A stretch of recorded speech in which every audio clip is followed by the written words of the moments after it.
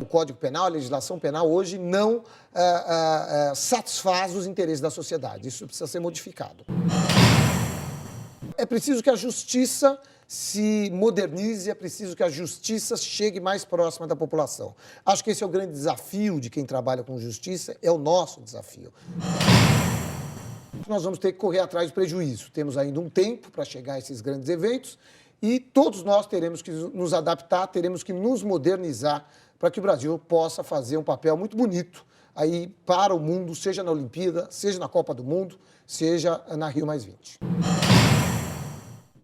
Nosso convidado de hoje é o Procurador de Justiça e atual diretor da Escola Superior do Ministério Público, Dr. Mário Luiz Sarrubo. Com 23 anos na instituição e 49 de idade, Sarrubo teve atuação importante quando foi promotor no acidente envolvendo o Airbus A320 da TAM, em 17 de julho de 2007, que deixou 117 mortos após a aeronave derrapar na pista do aeroporto de Congonhas, na cidade de São Paulo. Formado pela Faculdade de Direito da Universidade Mackenzie e mestre em Direito das Relações Sociais pela PUC de São Paulo, Sarrubo acompanha diariamente a formação dos jovens profissionais que se preparam para ingressar no MP e trabalhar em defesa da sociedade. Às vésperas de Jogos Olímpicos, Rio+20 e a Copa do Mundo no Brasil, como Sarrubo avalia a segurança nos aeroportos brasileiros e como os jovens profissionais estão se preparando para ingressar em um dos órgãos mais respeitados do país?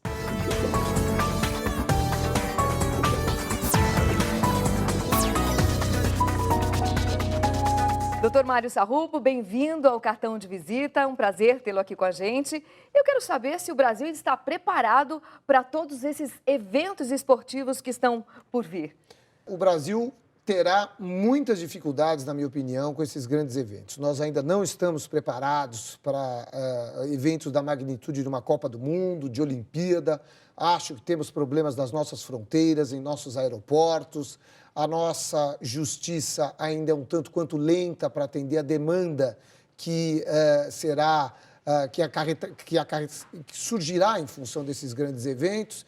Enfim, as dificuldades serão grandes. Por outro lado, acho que nós vamos ter que correr atrás do prejuízo. Temos ainda um tempo para chegar a esses grandes eventos e todos nós teremos que nos adaptar, teremos que nos modernizar para que o Brasil possa fazer um papel muito bonito aí para o mundo, seja na Olimpíada, seja na Copa do Mundo, seja na Rio+20. É uma oportunidade até para o Brasil se mostrar para o mundo, né, doutor Sarrubo? Sem dúvida alguma. Eu não tenho dúvida que a nossa criatividade, o velho jeitinho brasileiro vai funcionar e nós vamos nos dar muito bem com isso. Tenho a mais absoluta certeza. Algumas semanas atrás, a Associação Brasileira da Indústria de Hotéis aconselhava as pessoas a mudarem as datas de visita ao Rio de Janeiro, porque a rede hoteleira já estava praticamente saturada com Rio+20.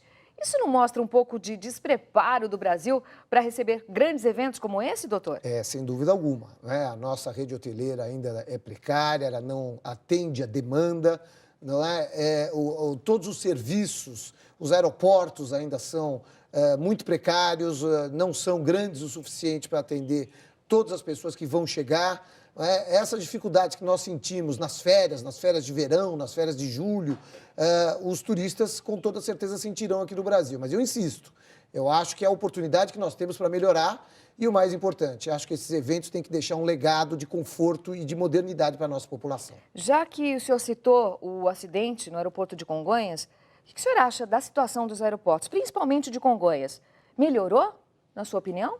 Olha, a cada acidente aéreo, lamentavelmente, né, o acidente é sempre lamentável, mas existe uma grande coisa que precede, que sucede o acidente, ou seja, esse acidente não acontece mais, dificilmente ele acontecerá de novo, porque nós descobrimos as causas e as companhias, as tripulações, aqueles que gerenciam o nosso sistema de segurança de voo, mas podem ficam acontecer mais outros, atentos. Então, aquele tipo de acidente não acontece mais.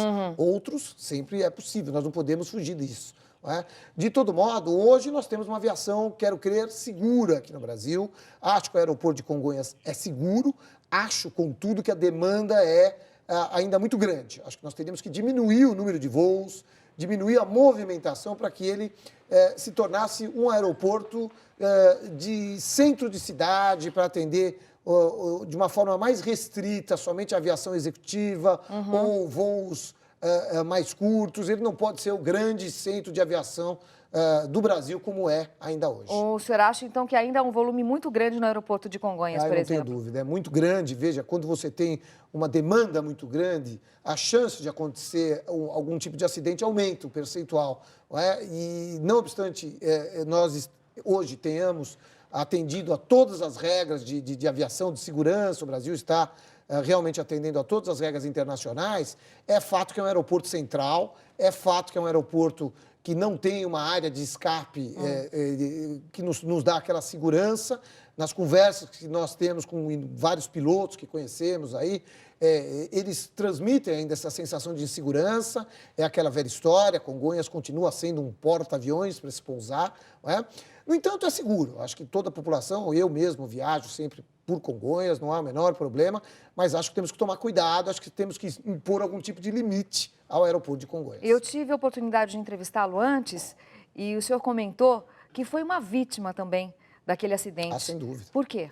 Nós todos somos vítimas desses acidentes na medida em que todos nós ficamos com alguns problemas até psíquicos para voar, gera uma insegurança para todos nós, né? Familiares nossos acabam sentindo todo esse problema e eu, especialmente, sou vítima desse fato porque familiares meus têm problemas para voar até hoje, essa é uma questão que nos atinge a todos nós, né? Enfim, nós temos que tomar muito cuidado. Um acidente aéreo é algo muito sério, é algo que nós temos que trabalhar sempre com todos os itens de segurança, não podemos negligenciar nunca, porque quando acontece, o número de vítimas é sempre muito maior do que aqueles que estavam na aeronave. E o senhor trabalhou também no caso do Fokker 100, quer dizer, dois casos de grande repercussão, né? Como é que foi isso também? Pois é, eu, por ser, à época, promotor criminal do Fórum do Jabaquara, que abrange a região do aeroporto de Congonhas, eu tive a oportunidade de trabalhar nesses acidentes aéreos, que foram muito marcantes na minha carreira, na medida em que casos importantes, casos grandes, a apuração sempre muito difícil.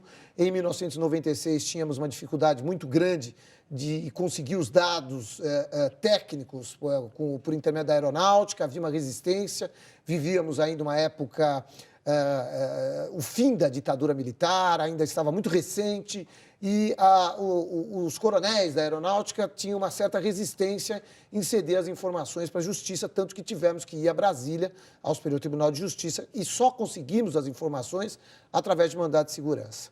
Já no acidente de 2007, feita a jurisprudência, ou seja, já tínhamos acesso a todas as informações, não tivemos tantas dificuldades, conseguimos todas as informações e hoje temos uma ação penal em andamento envolvendo esse acidente.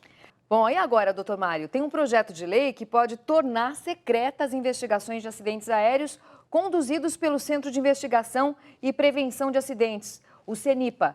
Se esse projeto for aprovado, não vai prejudicar a atuação da polícia e do MP para montar os inquéritos? Como é que vai ficar essa história? Sem dúvida alguma. Nós não podemos, a sociedade brasileira não pode permitir que esse projeto seja aprovado na medida em que ele é um retrocesso. Hoje nós somos um Estado democrático de direito. Isso significa que a sociedade tem que ter acesso, não é? Acesso a todas as informações. Não é possível, ainda que a título de se preservar as fontes, ainda que a título de se evitar novos acidentes, se impedir que a população, que a justiça tenha acesso a essas informações e que as pessoas possam ser punidas. E qual a finalidade de um processo como esse, doutor Mário? Na verdade, a ideia que se tem, e é bom que se diga, isso é no mundo todo, é que os acidentes aéreos devem ser investigados prioritariamente com o intuito de evitar novos acidentes. Então, para que as pessoas falem a verdade, para que não haja temor de um processo criminal, ou de uma indenização, etc. e tal, essas entrevistas são feitas de modo muito informal e sem identificação, muitas vezes. Não é? As pessoas contam tudo o que aconteceu, sem necessidade de se identificar e sem medo de serem responsabilizadas. Com isso, eles apuram a verdade e evitam novos acidentes. Até aí, perfeito. Sim. Nós concordamos. O que nós não podemos impedir é que o Ministério Público e a Polícia Civil, num acidente aéreo, tenham acesso aos dados técnicos e até mesmo às conclusões dessa investigação. Eu, de fato, entendo que o CENIPA deve ter lá os seus métodos para apurar, porque a prioridade, sem sombra de dúvida, deve ser mesmo evitar-se novos acidentes. Contudo, nós não podemos criar dificuldades para que o Ministério Público, a Polícia Civil, para que a sociedade, enfim, tenham acesso a essas informações e para que se possa responsabilizar criminalmente eventuais culpados. Hoje, por exemplo, o senhor é diretor do Centro de Estudos e Aperfeiçoamento Funcional da Escola Superior do Ministério Público. Foi a primeira vez que a SMP teve um promotor na direção? Sem dúvida. Muito embora o regimento permitisse o acesso à diretoria de promotores de justiça, na verdade, o cargo era reservado historicamente aos procuradores, que são os mais experientes e tudo mais. Contudo, o Procurador-Geral de Justiça e o Conselho Curador, à época, que é quem elege o diretor da escola, resolveram democratizar ainda mais a instituição e, naquela oportunidade, então, eu fui alçado, mesmo sendo promotor de justiça, ao cargo de diretor da escola. Foi realmente um marco no Ministério Público que indica a democratização que hoje vive a instituição. E isso não causa uma ciumeira, não, doutor Mário? Houve alguns procuradores de justiça mais antigos não gostaram, né? Eu ouvi alguns comentários, tipo assim, procurador não está servindo mais para nada, nem mesmo para ser diretor da escola, o que não é verdade. Fere um pouco o ego? Tem um pouquinho dessa questão de nós somos mais experientes, mas, na verdade, quando fui alçado ao cargo, eu já tinha mais de 20 anos de Ministério Público, né? Portanto, não era alguém inexperiente que estava sendo eleito diretor da escola. Não é? Agora, é aquela história, a instituição precisava dessa democratização, né? Há um movimento muito grande, inclusive, para que os promotores possam ser eleitos chefes da instituição, e esse foi um passo, quero crer, muito importante para que a gente possa chegar a isso no futuro. O senhor é amigo do Dr. Blatt, Dr. Fernando Capês, todos eles passaram por aqui no cartão de visita, nessa versão agora na Record News, só faltava mesmo o senhor. São da mesma época todos?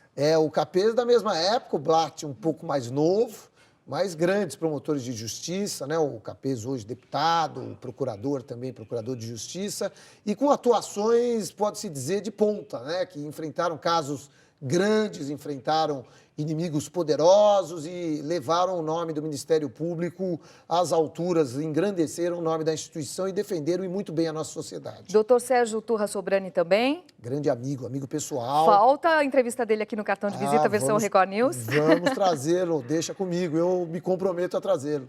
Agora, chegar tão cedo a um cargo tão importante é uma responsabilidade e isso talvez cause mais inveja, não é isso, doutor Mário? Olha, isso sempre tem, né? Lamentavelmente, na vida, não é só na profissão, no nosso dia a dia a gente sente isso, não é? Mas o fato é que nós temos que ir trabalhando, seguindo, tentando ser democrático, tentando fazer o bem, e a inveja não pega, não, vamos seguindo. Como é que o senhor faz para planejar a sua carreira, por exemplo? Olha, na verdade, eu sou um sujeito muito metódico, né? Eu vou fazendo as coisas devagar, vou plantando, né? A sementinha tem que ser plantada muito antes, a gente tem que trabalhar bastante, tem que mostrar a capacidade de trabalho, até que chega um momento em que o nosso trabalho é reconhecido e as oportunidades surgem. Não é? Eu acho que a minha vida inteira foi assim, sempre com muito esforço, com muito trabalho. Eu não me considero brilhante, ao contrário, eu sou trabalhador, estudioso. E plantando essa semente, a gente vai chegando, chega uma hora, veja, eu faço política no Ministério Público, estou trabalhando em casos importantes, nunca me neguei a trabalhar. E sempre fiz política na associação do Ministério Público, na Procuradoria-Geral, fui assessor da Corregedoria, fui assessor da escola, sempre procurando trabalhar com muito afinco. Né? E chega ao final, chega uma hora, ao reconhecimento e a gente consegue atingir um cargo que eu considero, tenho muito orgulho. O que é e o que faz o Colégio de Diretores de Escolas dos Ministérios Públicos do Brasil, doutor Mário? Então, na verdade, cada Ministério Público estadual e também o Ministério Público Federal tem a sua escola, o seu centro de estudos. O CEDEMP, que é o Colégio de Diretores de Escolas, é um colegiado que engloba todas essas escolas, que se reúne a cada 2 meses em algum estado do Brasil, em alguma escola, e nós nos reunimos para definir diretrizes de trabalho, de aperfeiçoamento para os promotores e procuradores de justiça. Que bom, hein? Quer dizer que é uma forma de aperfeiçoar mais ainda o trabalho de todos. Sem dúvida. Trocamos informações, há um intercâmbio de cursos e tudo mais, porque o Brasil é um país muito grande. Né? O Ministério Público do Amazonas é diferente do Ministério Público de São Paulo. E esse intercâmbio é muito importante para que os dois estejam sempre atendendo à demanda social. Pelo que o senhor observa dentro do SEDEMP, como presidente da instituição, claro, nós podemos afirmar que o Ministério Público de São Paulo é uma referência para o restante do Brasil? Eu não tenho dúvida, Primeiro que é o maior Ministério Público, não do Brasil, da América Latina. Não é? E o Ministério Público, nos últimos anos, se modernizou. Né? Hoje nós temos todos os nossos sistemas de informações informatizados, nós temos um número de promotores muito grande, estamos montando o nosso gabinete de promotoria, com assistentes técnicos de promotoria, oficiais, auxiliares. Eu quero crer que o Ministério Público de São Paulo hoje seja já um Ministério Público de ponta no Brasil, na medida em que o promotor de justiça já não é mais aquele antigo promotor que cuida só do processo de derrubar as pilhas. O promotor de justiça é hoje aquele que vai ditar a política criminal da sua região, da sua comarca. Portanto, ele tem funcionários, ainda, veja, não são todos, nós estamos caminhando para isso, mas a ideia é que em pouco tempo o promotor de justiça seja o chefe do escritório da promotoria, com funcionários, com assistentes, e ele possa interferir diretamente na política criminal e transformar a sociedade. A revista do SEDEMP é uma iniciativa sua, né? Quais os assuntos que serão abordados nessa revista? A sociedade em geral vai ter acesso também a essa publicação, doutor Mário? Sem sombra de dúvida. Ela ficará exposta na nossa página, na internet, né? Será distribuída para todos os ministérios públicos e para todas as pessoas que assim desejarem. Né? Haverá uma distribuição para a sociedade, para bibliotecas, enfim, para o governo. A sociedade terá acesso, sem sombra de dúvida, insisto, até mesmo pela internet. Os assuntos serão eminentemente jurídicos, mas nós nunca podemos nos esquecer que o Ministério Público trabalha para a sociedade. Portanto, o linguajar deverá ser acessível à sociedade, porque será, sem sombra de dúvida, mais uma demonstração do trabalho do Ministério Público para que a sociedade possa ter conhecimento. E com certeza com a internet tudo ficou muito mais fácil, né, doutor Mário? O acesso muito maior. Uma frase que o senhor utilizou ao assumir o SEDEMP é o mural desta semana. Vamos conferir. Sempre me valeram mais a obstinação e a vontade do que propriamente a cultura jurídica e a inteligência, que nunca alcancei. O talento é sempre importante, mas é preciso também ser uma pessoa esforçada para alcançar os seus objetivos, doutor Mário? Como é que é isso? Por que essa sua afirmação? Porque eu acredito no trabalho, né? Eu já disse isso antes aqui, eu não me considero um sujeito muito inteligente, ao contrário, eu me considero esforçado, eu gosto de trabalhar, tudo que eu consegui na minha vida foi com muito custo, né? Talvez trazendo aí o histórico de família, de meu pai, que sempre foi muito trabalhador, que sempre lutou, né? E eu também segui essa trilha. E eu tenho conseguido atingir meus objetivos, né? Seja na vida pessoal, seja na vida familiar, seja na vida profissional, né? Sempre com muito trabalho, com muito esforço. Então, eu acredito que muitas vezes o sujeito é culto, é inteligente, mas ele não se esforça e, portanto, não atinge os seus objetivos. Eu, com meu esforço, eu chego lá, eu garanto. Que bom! Eu acredito. Eu sou torcedor, eu sou brasileiro, acredito sempre.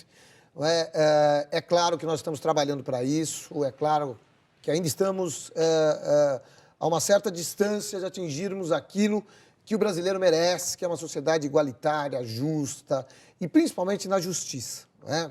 Mas acho que, passado o período da ditadura, já a nossa democracia hoje está consolidada, a economia está muito mais ao alcance da população, ou seja, a população hoje já tem uma condição de vida muito melhor.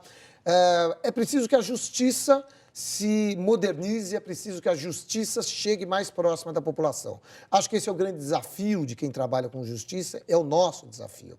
Fazer com que a população mais pobre, mais carente, tenha acesso à justiça. Esse é o nosso grande objetivo. E o que falta para o Brasil ser um país mais seguro, mais solidário, mais justo? O que falta para o nosso Brasil, doutor Mário? Mais juízes, mais condições de trabalho para juízes, mais promotores, mais condições de trabalho para os promotores E, claro, a legislação precisa ser aperfeiçoada. Não é? Temos ainda uma legislação que não vem atingindo o seu objetivo, principalmente na esfera penal, que é a minha área. O Código Penal, a legislação penal hoje não satisfaz os interesses da sociedade. Isso precisa ser modificado. E os advogados têm interesse nessa mudança, doutor Mário? Os advogados, né? Os advogados têm, eles são membros da sociedade também, eles deveriam ter, né? Claro que a visão é um pouco diferente da nossa, porque o advogado, na verdade, defende muitas vezes o interesse do cliente, né? E quanto mais facilidades ele tiver nesse campo, para ele melhor no campo profissional. Mas, no fundo, nós temos grandes advogados, temos grandes profissionais que entendem esse posicionamento. Na verdade, nós temos nos posicionado pelas reformas da legislação penal e temos o apoio de muitos advogados também, porque, no fundo, todos têm interesse numa sociedade mais justa, mais segura. Agora, mudando um pouquinho de assunto, o doutor Mário Gennari Francisco Sarrubo foi e é o seu grande mestre no mundo jurídico. Estou errada, doutor Mário? Não, está certíssima. Não só no mundo jurídico, mas é o meu mestre da vida até hoje, né? É aquele a quem a gente vai procurar nos momentos mais importantes, nos momentos de crise, é aquele que a gente vai procurar ouvir sempre com muita atenção, né? Sem sombra de dúvida. É a fonte de inspiração para a minha vida, para criar os meus filhos, para cuidar da minha família, sem sombra de dúvida. Para reforçar, qual a importância do seu pai na sua carreira? Toda. Foi ele que me orientou, né? Foi ele que sempre me abriu as portas, foi ele que me mostrou o que era um juiz, o que era um promotor, o que era um advogado, o que era o direito, o que me fez escolher a opção o Ministério Público. Ele me ajudou muito na medida em que me apresentou e me deu condições para que eu pudesse prestar o concurso com tranquilidade, com conforto. Ele sempre foi um lutador, e eu pude estudar para o concurso público, coisa que muitos não tiveram oportunidade de fazer, eu pude. Então, eu devo isso a ele, sempre, não resta a menor dúvida. Vocês sentam para aquele bate-papo gostoso, para conversar sobre o trabalho? Semanalmente, diariamente, né? Nos falamos ao telefone, ele pergunta como foi o dia, e eu pergunto como foi o dele, porque ele advoga ainda hoje. E nos grandes causas, as grandes polêmicas, os grandes embates, ele é sempre consultado, é sempre ouvido. O senhor acredita que a família seja uma base importante para ter essa energia toda, para ter todos esses objetivos alcançados na vida como o senhor teve? Eu diria que é tudo, né? Eu não teria nenhum prazer em ser promotor ou diretor da escola se não tivesse o amparo da minha família, da minha mulher, dos meus filhos, dos meus pais, das minhas irmãs.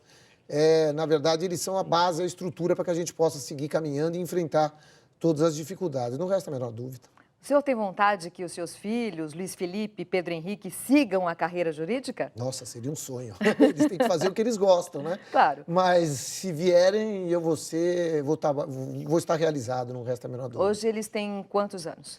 Luiz Felipe hoje tem 13, Pedro Henrique tem 10, são quase adolescentes, né?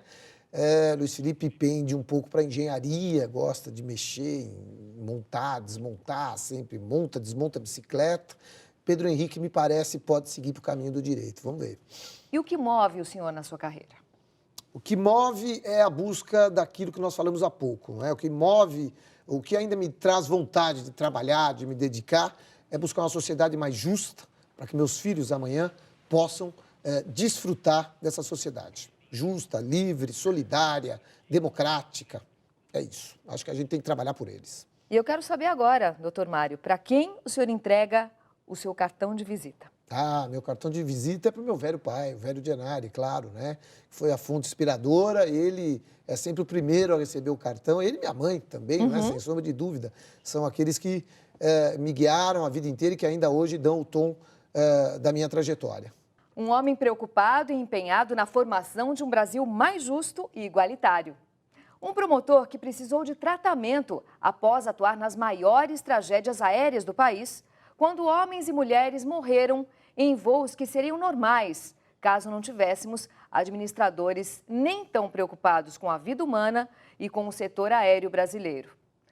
Neto de imigrantes italianos e filho de um advogado que iniciou a vida profissional vendendo peças, Sarrubo é o tipo de filho que faz questão de agradecer sempre à mãe, Dona Tânia Fonseca Sarrubo, e aos irmãos e irmãs pelos ensinamentos adquiridos ao longo da vida.